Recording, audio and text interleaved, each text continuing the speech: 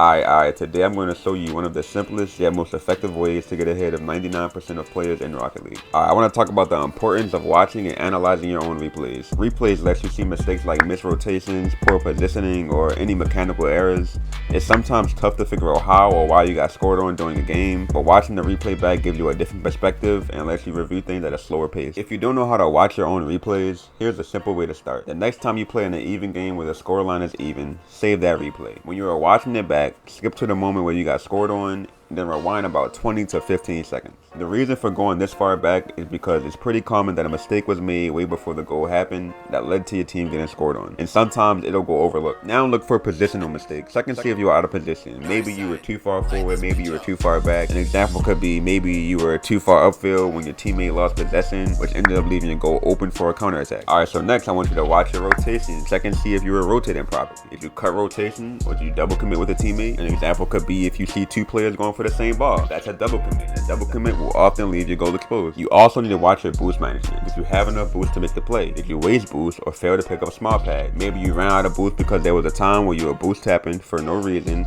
and instead of being 80 boosts, now you're 20 boosts, which made it hard for you to get back on defense. The last one is your decision making. Were your decisions helping or hurting your team? Did you make risky plays or did you make safe plays? Were they smart choices? Was your touch making it easy for your team to follow up, or was your touch making it more difficult for your team to defend? An example of bad decision making could be, say you went for a risky aerial and you missed, which could have led to the other team having an easy shot on your net or a free 2v1. Alright, now I'm going to watch one of my replays, right? Just to give you an example and try to make it easier for you to understand how to analyze your own.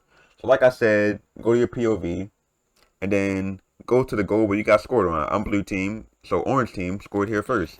Then I'm going to go 20 seconds, I'm going to go 20 seconds earlier, which is like 4 tabs. Yeah, 20 seconds earlier. If you're new to watching replays, you can go with 50%, right? Go 50% because you'll be able to read what's happening a lot slower and like exactly see what mistakes happen. So here, let's go ahead and play it. Okay, right here, that can be considered a mistake. I had time here. You see where Hey Diener is, the orange team, the second man, however you want to pronounce his name, on the far right. He's far away. He's not challenging. So begging the ball here is a misplay. I could have hit the ball to the left, keep it grounded, and then go for an aerial play. I could have let the ball bounce one more time. Either way, begging the ball here, it's not the worst play, but I'm basically giving away the ball when I have time. So that can be considered a play that led to me getting scored on.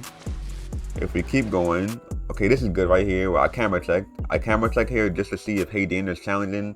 If you're below, let's say if you're champ and you don't use your right stick to look around, you're making a mistake. Like you gotta make sure you're using the camera to look around. I still look where he is. Still looking where he is. This right here is a misplay. A misplay. I see where he is. You see I camera check. I make sure he's not challenging. He's not challenging. And I still just bang the ball away for no reason. And I'm basically passing the ball to him. If this was ones, I should be scored on instantly. And I basically pass the ball to him. And I get bumped. And I leave my teammate in a 2v1. Then my teammate is forced to go for the ball there, off of my mistake that I made. Now I'm rotating back. This right here is technically, that right there is technically a double commit. Like technically this is a double commit.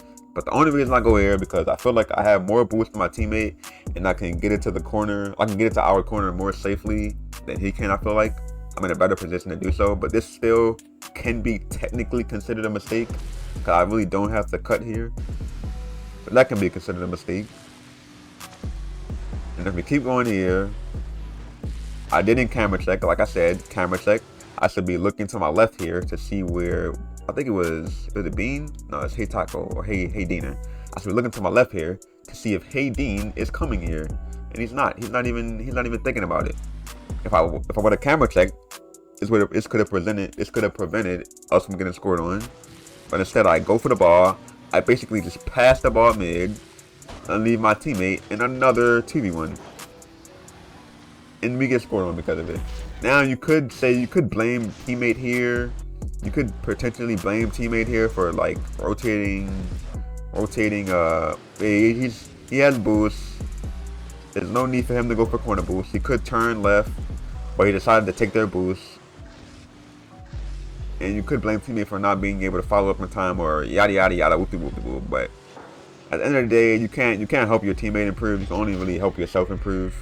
So I wouldn't really focus on things like that. Alright, so now that we covered how to analyze your replays, let's talk about what to do with that information. Really, one of the best ways to improve is by dedicating time to free play. After identifying mistakes and areas for improvement from your replays, especially your mechanical mistakes, I want you to be spending some time in free play, fully focusing on fixing your mechanical errors. Now, free play allows you to practice hitting the ball in different scenarios without the pressure of a match, which will build muscle memory and consistency way faster than just playing ranked matches alone. You could see improvements up to 50% faster just by adding focused free play to your routine. Maybe you need to practice getting more controlled resets or something simple as shooting an open net. Let's say you notice from your replay that you are struggling with basic dribbling. You might have seen that you often lose control of the ball when you're trying to dribble it downfield. Here's how I would improve this in free play. In free play, just focus on maintaining control of the ball while dribbling. Practice gently tapping the ball, keeping it close to your car. Try dribbling the ball in a straight line, then progress to dribbling the ball around boost pads if you want to make it more challenging. Practice basic dribbling moves like flicks or purposely losing control of the ball and then using small adjustments to keep it close. The goal is just to develop a feel for the ball and how to keep it controlled during a dribble. After practicing, check and see if you are able to maintain control better in your replays. If you are still losing control, adjust your practice routine by focusing on the specific areas where you struggle, such as controlling the ball when turning or making quick directional changes.